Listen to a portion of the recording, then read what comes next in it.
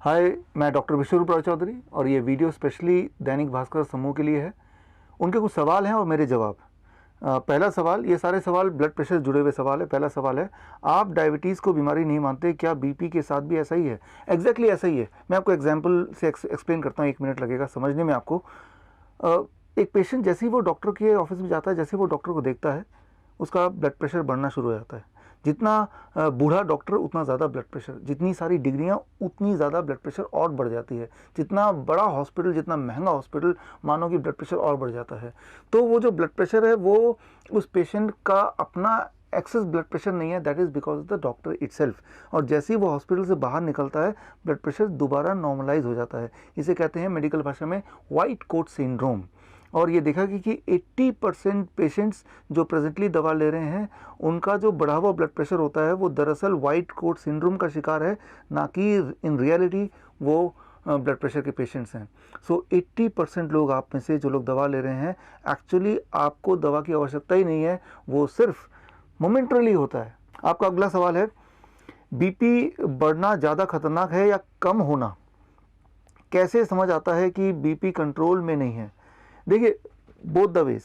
बहुत ज़्यादा होगा तो भी दिक्कत आ सकती है, बहुत कम रहेगा हमेशा तो भी दिक्कत आ सकती है। अब बहुत ज़्यादा कितना होता है? 160/100 से नीचे कुछ भी है तो वो बहुत ज़्यादा नहीं मानेंगे। हाँ, 160 से बाई 100 लगातार रहता है, घर पे भी, हर मौके पे भी, तो उसे ज़्यादा बोल सकते हैं। सिमिलरली 100/60 तक ओके है, उससे नीचे लगातार रहता है तो वो कम बोल सकते हैं। लेकिन यहाँ भी जैसा आपने पूछा है कि कैसे पता चलेगा बीपी ज़्यादा है या कंट्रोल या कम है? जब आपको डिस्कम्फर्ट होगा, हेडेक होगा, लेथार्जिक होगा, वीकनेस होगा, तो ये सारे इंडिकेशंस हैं कि blood pressure is not in the right place. So अगर कोई सिम्टम नहीं है तो जो आपका ब्लड प्रेशर है वो आपके लिए ठीक ब्लड प्रेशर है, need not to worry about it. आपका अगला सवाल है, रिसर्च कहती है कि मोबाइल फ़ोन से भी बीपी बढ़ सकता है, आपके अनुभव से क्या सचमुच ऐसा होता है? डायरेक्टली ऐसा नहीं होगा, एक दिन में ऐसा नहीं होगा। इनडायरेक्टली लॉन्ग रन में मोबाइल यूज़र्स के बॉडी में ट्यूमरस ग्रोथ होने के चांसेस बढ़ जाते हैं, और जब जब ट्यूमर बढ़ते आएंगे, आपके बॉडी में ज़्यादा होंगे, तो उससे इनडायरेक्टली ब्लड प्रेशर भी बढ़ेगा। सो ब्लड प्रेशर का बढ़ना कोई बीमारी नहीं है, वो सिम्टम ज़रूर हो सकता है कि बॉडी में कोई नेगेटिव बदलाव आया है। आपका अगला सवाल है, किसी को बीपी की परेशानी हो तो उसे सबसे ज़्यादा किस चीज़ से डरना चाहिए? 2 चीज़ों से। पहला सॉल्ट, वाइट सॉल्ट, और दूसरा तेल। ये 2 हैं आपके सबसे बड़े दुश्मन। ये दोनों चीज़ आप कम कीजिए, छोड़ दीजिए। बीपी अगर है भी, पहली बात तो मैंने आपको बताया, 160/100 लगातार रहना, हर सेटिंग में रहना, उसे आप बीपी मानेंगे। आपका अगला क्वेश्चन है, गुस्से में बीपी बढ़ना एक मुहावरा या व्यंग्य की तरह लिया जाता है, क्या गुस्से लोग बीपी का ज़्यादा शिकार होते हैं? देखिए, गुस्से में आंसर इज यस। गुस्से में रहेंगे तो आप का बीपी उससे बढ़ता है। एक्चुअली गुस्से में रहने से, जब हम गुस्से में होते हैं तो बॉडी स्ट्रेस हार्मोन प्रोड्यूस करता है।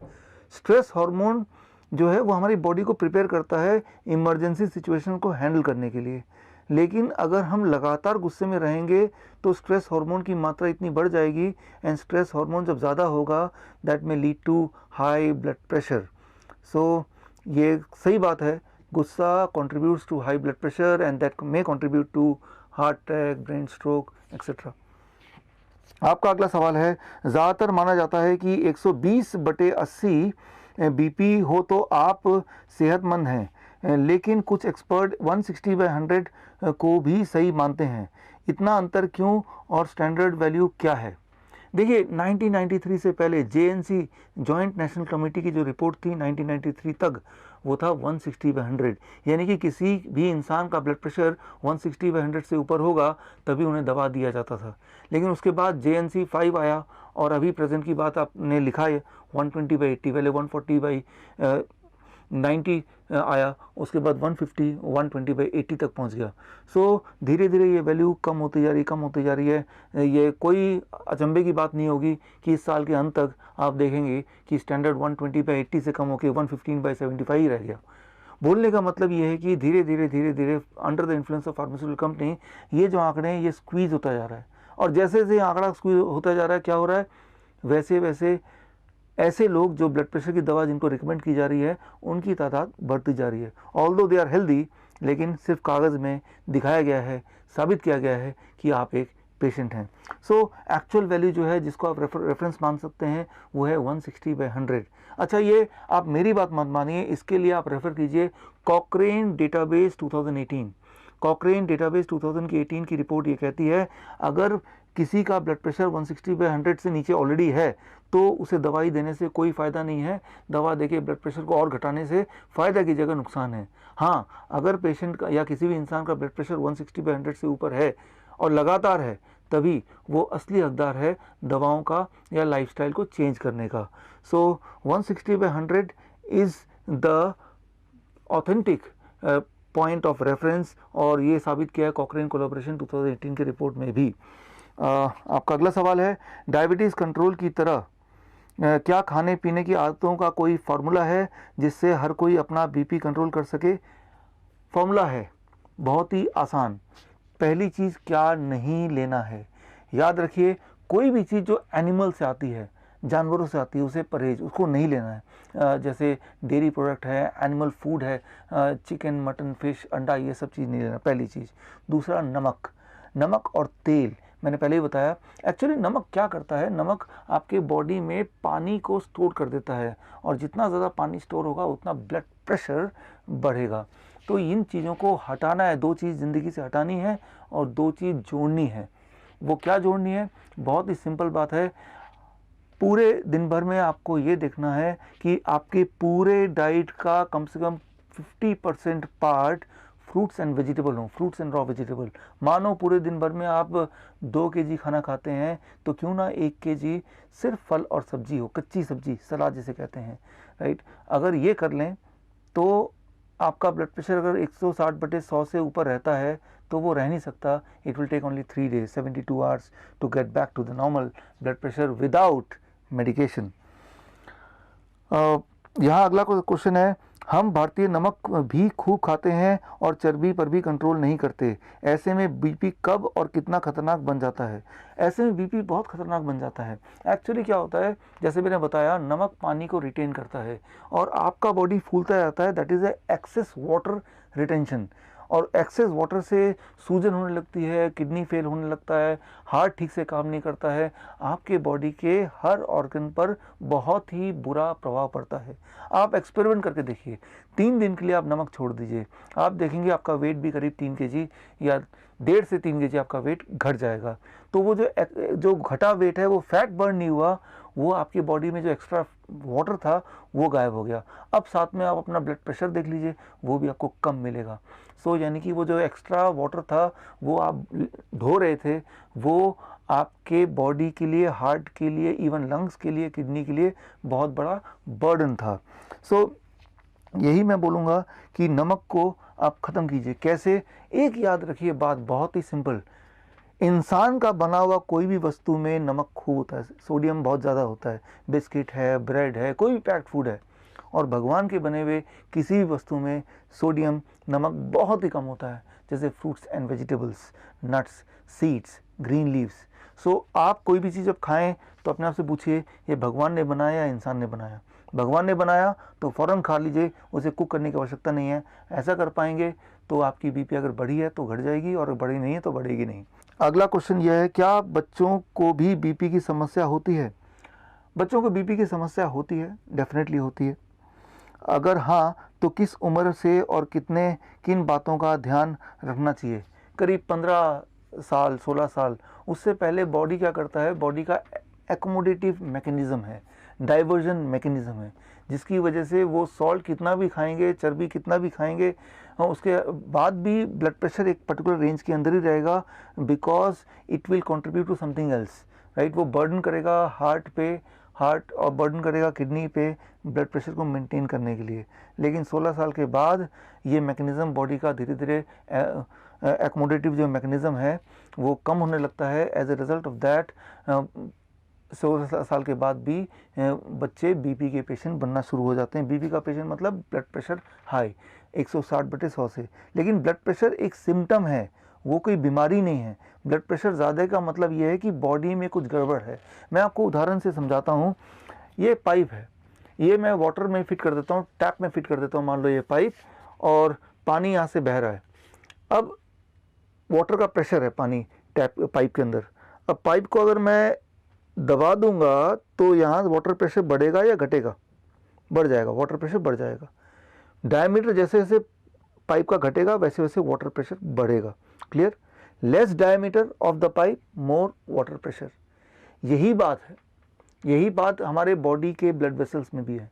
हमारे बॉडी का जो ब्लड वेसल है वो लगभग 1 लाख किलोमीटर तक है, और वो पाइप की तरह है, यहाँ पे पानी की जगह ब्लड फ्लो कर रहा है। और होता क्या है कि अंदर ब्लॉकेज हो जाते हैं। जैसे जैसे ब्लॉकेज होता है तो डायमीटर कम होने लगता है, जैसे जैसे डायमीटर कम होने लगता है so water pressure, sorry blood pressure बढ़ने लगता है, ब्लड प्रेशर बढ़ जाता है।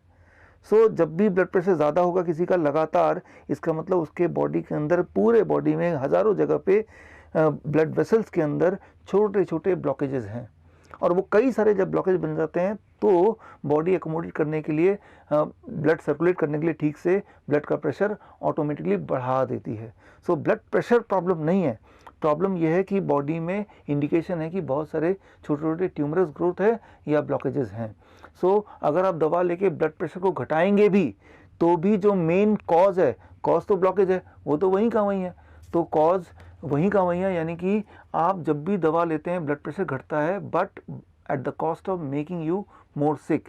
आपके हार्ट को कमज़ोर करके मेडिसिन आपके ब्लड प्रेशर को घटाती है, ना कि उस ब्लॉकेज को हटा के। लेकिन अगर आप अपने 50% डाइट भी फ्रूट्स एंड वेजिटेबल का कर देंगे, कच्ची सब्जी और फल का कर देंगे 50% डाइट, तो धीरे धीरे ब्लॉकेज कम हो जाएगा। करीब 1 महीने से 3 महीने में कैसे पता चलेगा ब्लॉकेज कम हो गया? बड़ा सिंपल, आपका ब्लड प्रेशर नीचे आने लगेगा, आपकी एनर्जी लेवल बढ़ने लगेगी, आपका एक्सेस वाटर रिटेंशन कम होने लगेगा, आपके बॉडी में जो सूजन रहता होगा तो वो गायब हो जाएगा। ये सारे इंडिकेशन है। अगर आप सीढ़ियों में चढ़ेंगे तो किसी को एंजाइना था तो एंजाइना नहीं रहेगा, तो ये सारे इंडिकेशन है। अब अगला आखिरी सवाल आपका है, 10वां सवाल। आप बीपी की दवा कंपनियों और बाजार का फैलाया हुआ डर कहते हैं, ऐसा क्यों? देखिए, ब्लड प्रेशर की जो दवा है, जैसे ही आप लेंगे तो सबसे पहली बात, ब्लड प्रेशर की दवा पे 2 साल तक रहेंगे तो आपका ब्लड शुगर भी बढ़ने लगेगा, कोलेस्ट्रॉल भी अनयूजुअली बढ़ने लगेगा, राइट। तो मतलब एक दवा से 2 और दवाइयाँ आपको अल्टीमेटली लेनी पड़ेंगी। 73% पेशेंट जो ब्लड प्रेशर की दवा लेते हैं वो ब्लड शुगर की दवा भी लेते हैं, कोलेस्ट्रॉल की दवा भी लेते हैं। सो अगर आप जॉइंट नेशनल कमेटी 4 को देखेंगे, उसके सारे मेंबर्स को देखेंगे, उसमें से 70% ऐसे मेंबर हैं जो किसी न किसी बड़े फार्मास्यूटिकल कंपनीज़ के एजेंट या डायरेक्टर या किसी न किसी प्रेसिडेंट, वाइस प्रेसिडेंट या शेयर होल्डर हैं। सो वो लिस्ट आप खुद भी देख सकते हैं, JNC, joint national committee 4, right. So तो मैं ये बोलना चाह रहा हूँ, ये जो कमेटी बनती है जो ये डिसाइड करती है, अमेरिकन हार्ट एसोसिएशन की कमेटी या जॉइंट नेशनल कमीशन की कमेटी, कि कितना ब्लड प्रेशर होना चाहिए, उस कमेटी में 70% लोग ऐसे हैं जो किसी न किसी कंपनी से, फार्मास्यूटिकल कंपनी से जुड़े हुए हैं। सो उनके इसीलिए जो आउटकम आता है वो 120, पहले 160/100 था, फिर 140 हो गया, फिर 120/80 है, अब बात चल रही, हो सकता है कि इससे भी कम हो जाए। जबकि एक इंडिपेंडेंट एजेंसी जैसे कॉकरेन कोलैबोरेशन मैंने बोला था, उनका पिछले साल का भी रिपोर्ट ये कहता है कि 160/100 से नीचे हो तो वो नॉर्मल है। ज़रा सोचिए, एक तरफ कॉकरेन कोलैबोरेशन 160 अभी भी बोल रहा है, और एक तरफ अमेरिकन हार्ट एसोसिएशन या JNC जैसे लोग इसको लगातार घटाते जा रहे हैं, राइट। तो कहीं ना कहीं तो घोटाला है ही। और आप ये पाएंगे जैसे ही आप दवा शुरू कर देंगे, दवा शुरू करने के बाद ब्लड प्रेशर तो कम दिखेगा, लेकिन आपके हेल्थ प्रॉब्लम साथ में जुड़ते चले जाएंगे। क्योंकि याद रखिए, ब्लड प्रेशर अपने आप में कोई बीमारी नहीं है, ब्लड प्रेशर तो इंडिकेशन है कि कोई बीमारी आपके बॉडी में है, कोई ब्लॉकेज या ट्यूमर है जिसकी वजह से बॉडी ने अपनी ब्लड प्रेशर को बढ़ा दिया है। तो एक बीच का रास्ता ये कर सकते हैं, अगर आपको ब्लड प्रेशर घटाना ही है, अपने डाइट का 50% आप फ्रूट्स एंड वेजिटेबल कर दीजिए, और animal food and PAT food को छोड़ दीजिए। बस यही आपकी दवा है, उसी से आपका ब्लड प्रेशर मेंटेन हो जाएगा, और अगर बॉडी में कोई ब्लॉकेज वगैरह है वो भी चला जाएगा। सो ये आप अपना सकते हैं, जिसमें कोई नुकसान नहीं है। लेकिन एक बात है, अगर इसको अपनाया तो ब्लड प्रेशर एकदम से गिरेगा, तो ब्लड प्रेशर की मेडिसिन आप पक्का ही छोड़ दीजिए, नहीं तो हाइपरटेंशन की जगह हाइपोटेंशन हो जाएगा, वो और ख़तरनाक बीमारी है। सो मेरी ये सलाह है कि आप इस डाइट पे आइए, ब्लड प्रेशर ड्रॉप करने लगेगा पहले 2-3 दिन के अंदर, तो दवा को आप एकदम छोड़ दीजिए, नहीं तो और ख़तरनाक हो जाएगा। With this I conclude the answer to all this questions. All the best, this doctor Biswaroop Roy Chowdhury. धन्यवाद।